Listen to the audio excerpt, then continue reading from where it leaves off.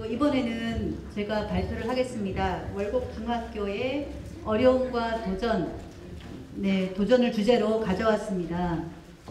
배움의 공동체 학교는 7년 이렇게 잡았습니다. 이렇게 잡은 이유는 뭐 그전에도 가끔 배움의 공동체 광주에서는 혁신학교를 할 때 수업을 배움의 공동체 방식의 수업 나눔이나 이런 것들을 예전에는 많이 했었고, 또 배움의 공동체 학교가 아니어도 그렇게 해오려고 하는 분위기가 있었어요. 근데 저희가 여기 손호정 교수님이 컨설팅을 본격적으로 들어오시기 시작한 때 생각해서 7년이라고 잡았습니다.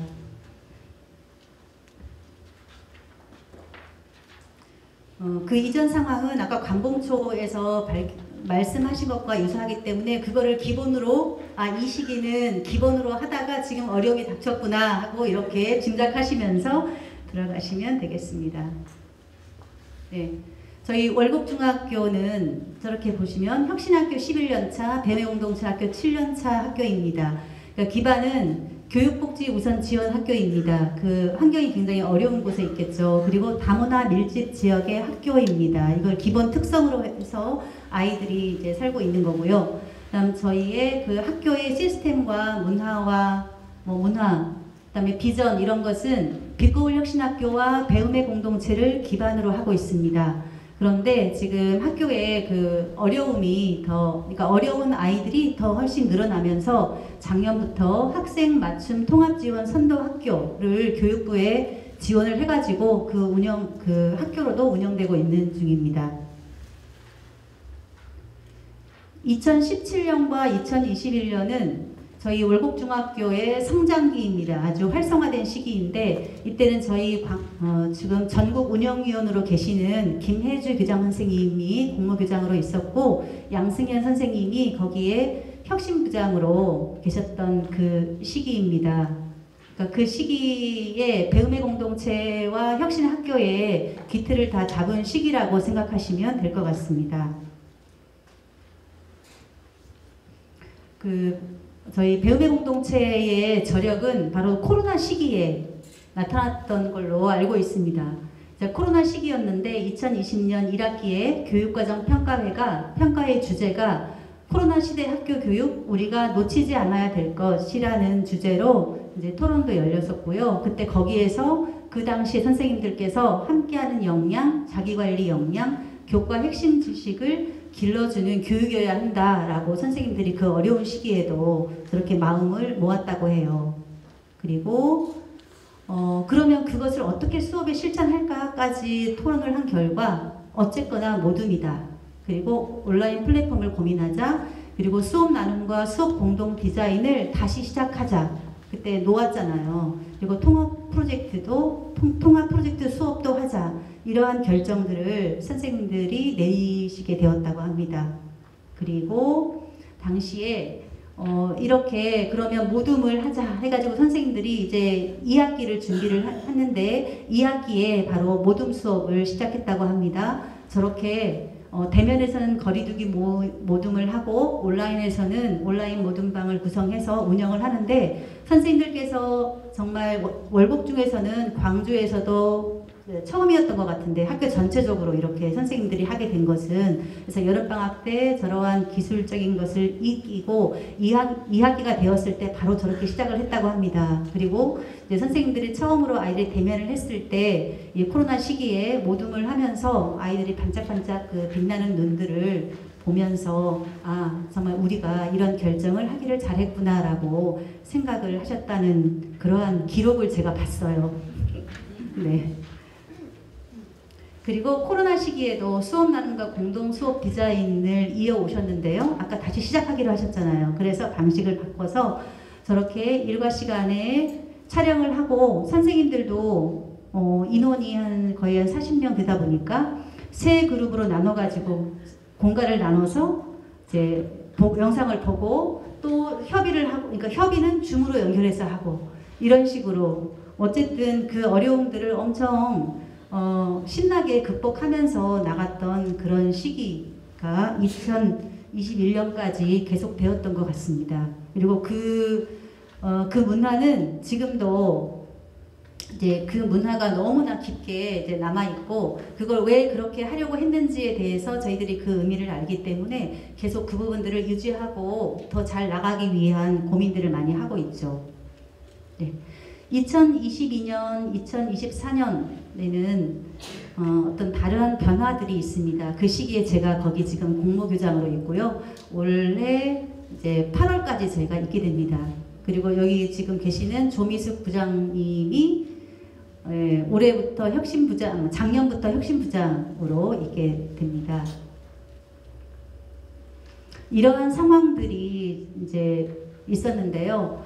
2022년 그러면은 제도적으로 그 교육감이 바뀌잖아요. 정치적 상황이 바뀌면서 교육청이나 교육감이 굉장히 보수화됩니다. 그러면서 혁신 뭐 AI 교육이 미래 교육으로 되고, 그다음에 혁신 학교에 대해서, 혁신 교육에 대해서는 뭔가 굉장히 지원책들을 다 하나씩 없애나가는 그러한 추세이고, 지금도 현재 그렇습니다. 그래서 지금 이제 광주에서는 혁신학교 네트워크를 따로 해가지고 혁신학교끼리 지금까지 해왔던 것처럼 포럼을 열어서 같이 공유하고, 그다음에 뭔가 어려움이 있으면 같이 대처하는 이러한 것들이 계속 되고 있거든요. 이제 그러한 상황에서 유예 조건이, 저희처럼 유예 조건이 바뀌게 돼요. 이전에는 2022년 그 전에는 전체 교원 중 30%가 1년에 3회씩, 1년씩 3회까지 유예가 될 수 있었는데, 바로 갑작스럽게 1년 1회 유예 10% 이렇게 바뀌어버리거든요. 그래서 당시에 한 5년, 6년, 7년 하면서 남아 계셨던 선생님들이 한꺼번에 나가시게 되는 그러한 경우들을 저희들이 이제 만나게 된 거예요. 그러면서 다수의 새로운 전입교사들이 오는데, 이 전입 선생님들이 혁신학교와 배움의 공동체를 경험하지 못한 교사들이고, 그다음에 저희들이 굉장히 어려운 지역 환경이다 보니까 선생님들이 거기에 신청을 하지 않으세요. 그래서 비어있는 자리들이 많아서 기간제 선생님들이 많이 들어오세요. 그래서 학년의 기간제 교사 비율이 한 뭐 70, 80% 이렇게 되기도 합니다. 왜냐하면 전교사들은 부장을 해야 되잖아요. 또 그래서 그런 경우들이 많았습니다. 그래서 그게 교사 기반이 악화되었고요.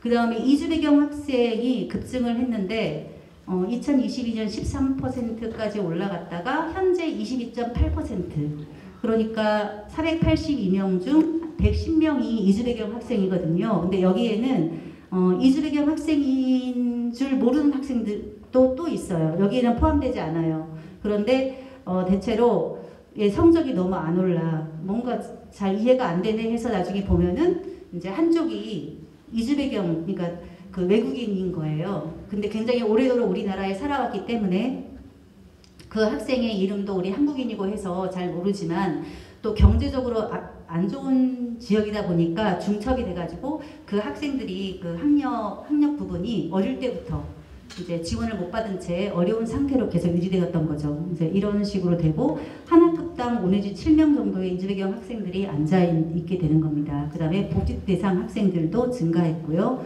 그래서 배움 환경이 굉장히 악화된 상태가 되었습니다. 이게 도전인 거죠. 이런 부분들이 수업 개혁 기반이 악화되고 수업 문화가 후퇴되고 있는데, 더 후퇴되지 않고 앞으로 전진하기 위해서 어떻게 할 것인가 굉장히 좀 고민스럽습니다.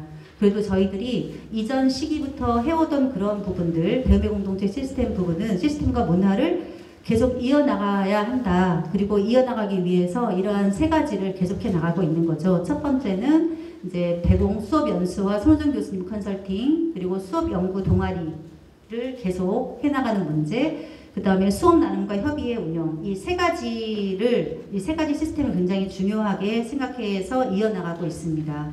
이거는 이제 해사리 연수, 그리고 손호정 교수님 컨설팅 부분이고요. 그리고 수업 친구 동아리가 있습니다. 이 수업 친구 동아리의 내실화 활성화를 해야 된다고 생각하는데, 왜냐하면 그 선생님들 중에서 이분들이 마중물의 역할을 할 것이기 때문입니다. 그래서 수업 친구에서는 크게 우리가 해왔던 게 어떤 거지? 라고 생각을 했더니 공동 수업 디자인, 그리고 사전 공개 수업 참관과 디자인 할 때 이 수업 친구 선생님들이 더 많이 자주 모이게 되는 거고요. 그 그 다음에 수업 관련 텍스트를 읽고 수업의 어려움으로 연결도 하고 그 다음에 공동으로 노력할 실천 과제들도 세워보고 있었습니다. 그리고 나눔 수업 후에 그 나눔 수업하신 선생님의 후기를 다시 복기하고 그 다음에 전체 컨설팅 내용을 다시 음미하는 작업 이런 것들을 좀 유의미하게 해보고 있습니다.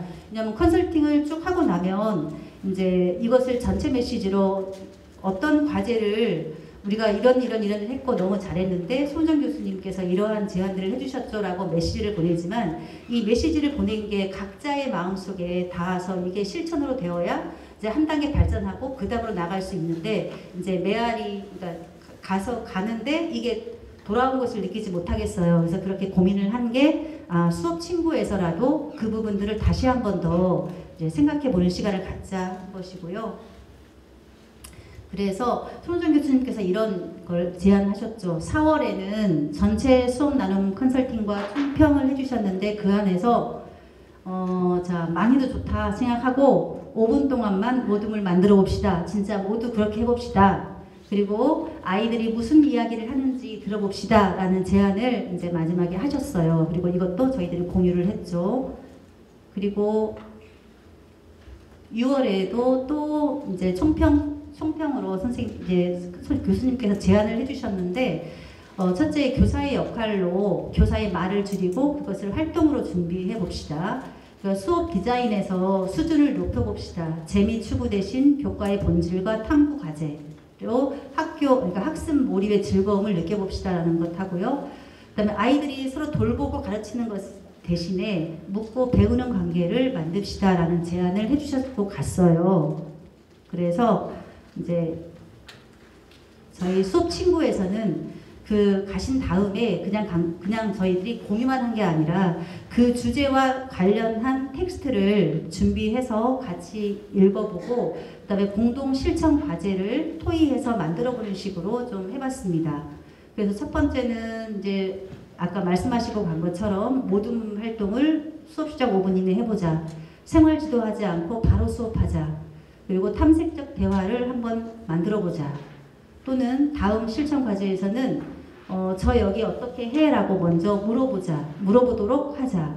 그 다음에 공유와 점프 과제를 구성해보자. 이러한 공동 실천 과제를 만들기도 하고요. 그 다음에 지속적으로 이런 고민들은 계속해봐요 라는 좀 마음들도 모아보기도 했습니다. 네. 그 다음에 여러 단계를 거치면서 선생님 이제 수업의 질이 높아져서 우리가 협의회에서 배움도 높아지고 그다음 수업 나눔을 하거나 아니면 참관했던 선생님들도 많이 배움이 있게 만들자 해가지고 이제 공동 수업 디자인도 하지만 그 이후에 사전 수업 공개와 디이온 수업 디자인을 한 3 내지 5회 정도 이제 해보고 그 다음에 그 후에 수업 나눔과 협의회를 하고 이제 성찰하는 이 과정을 꾸준히 하고 있거든요. 그래서 근데 여기에 참여하신 분들, 수업자와 이 과정에 참여하신 분들은 많은 배움이 있어요. 이제 그런데 이제 물론 사전 수업 공개할 때 선생님들이 많이 참여할 수는 없잖아요. 수업 시간 때문에. 그런데 이 시스템은 저희들이 좋은 수업, 그러니까 수업이 이전에 처음 협의회하고 이후에 볼 때랑 많이 달라져 있고 이게 그 사이에 직접 수업을 들어가 봄으로써 우리가 변화시킨 거라는 것들을 선생님들이 이제 느끼면서 이 부분에 대해서 좀 남다른 그러한 배움들을 가지게 되는 것 같습니다. 이렇게 하면서 이제 수업 시스템과 문화를 지켜가려고 노력을 하고 있습니다. 그리고 이렇게 하는 가운데 딱 한 분, 제 수업도 한번 봐주시겠어요? 라고 얘기하시는 영어 선생님 한 분이 계셨어요. 네, 12월에. 그래가지고 너무나 기쁜 마음으로 수업에 들어가 봤고요. 그리고 한국어 선생님 수업도 같이 컨설팅 해주시겠어요? 이분이 이 영어 선생님이 한국어 담당 업무를 맡고 계신 분이거든요. 그래서 한국어 선생님도 가서 이제 수업을 이제 컨설팅을 했었고, 그래서 내년에는 그 선생님과 수업 친구도 하기로 했습니다. 이렇게 한 분이 굉장히 너무나 기쁨을 주더라고요. 네. 그리고 배움의 취약성인데요. 이주배경 학생이 많이 늘어나는 부분, 그리고 기초학습 부진 학생이 덩달아서 같이 어려운 부분, 이런 부분들이 저희의 도전입니다. 이주 배경 학생들의 비율이 상승하는데 저기 예를 들어 보면 한 반에 절반이 이주 배경 학생이에요. 그래서 저희들이 진짜 여러모로 시도를 해보는데 이러한 그 시도들에 하는데 몇 배의 시간과 노력이 이제 듭니다. 이제 이런 문제들이 어떤 것들을 양산시킬까 좀 곰곰이 생각을 해봐요. 이제 이러한 노력들을 저희들이 별도로 많이 기울이거든요. 여름방학 보충도 하고 그 다음에 점심시간에 20분 내어서 이주 배경 학생들을 모아가지고 이중언어 강사님의 도움을 받아서 보충도 해보고 그 다음에 학습 튜터라고 해서 학습 지원 강사를 들여가지고 이주 배경 학생 중에 정말 하고 싶어하는 아이 아니면 너무 기초가 부족한 아이 이 아이들을 저렇게 1대1 또는 2대1로 하거든요. 근데 저 학습 튜터는 굉장히 많은 도움이 되고 있어요. 그리고 월마다 이렇게 월요회가 열리죠. 한국어 학급 담당 선생님 그리고 학년마다 그 담당 선생님들이 이때 같이 모여가지고 한국어 학급에서의 모습 또 일상적인 학년에서의 모습들을 같이 나누면서 더 나은 방안들을 고민하는 모임들도 이렇게 있습니다. 이렇게 몇 배의 노력들을 한다는 거죠. 그래서 이게 우리가 왜 고민하느냐 근데 왜 우리가 고민을 할까 생각해보면 배움의 공동체 때문이에요. 그러니까 모든 학습을 저희들이 하잖아요. 모든 학습을 하지 않고 일제로 하는 학교는 고민이 없어요.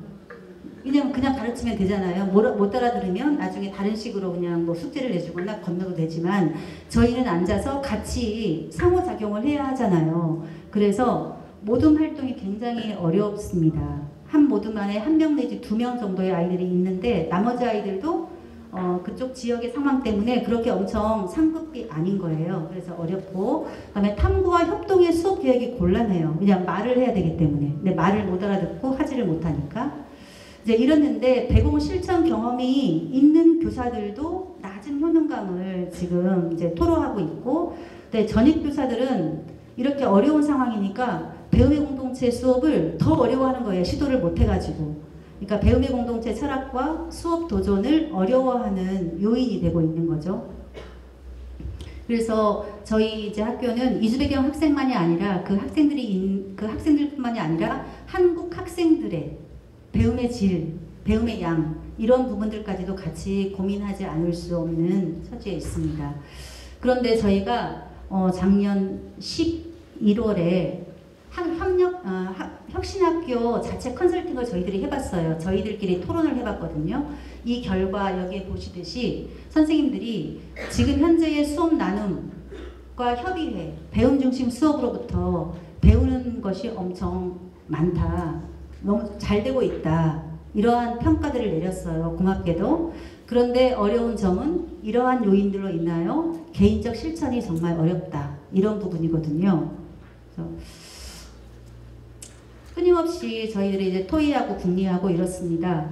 작년에는 이제 교직원 운영위원회에서 재작년에는 수업에서 돌봄이 필요한 경우에 대한 논의들을 저희들이 또 주제를 잡아서 하고요.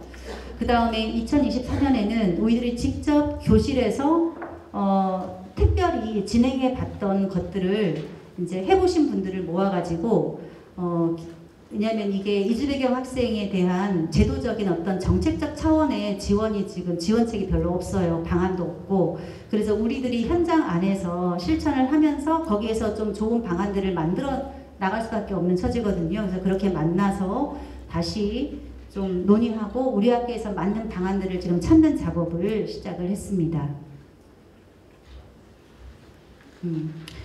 그래서 함께하는 교사 문화로 어려움을 극복해가고자 노력하고 있으며 도전과제를 풀어가고 있는데요. 여기에 이제 배움의 공동체의 전학공 그리고 그 시스템과 문화 이게 저희들한테 아주 큰 힘이 되고 그 힘으로 지금 어려움들을 헤쳐나가고자 도전하고 있는 중입니다. 네, 이상입니다.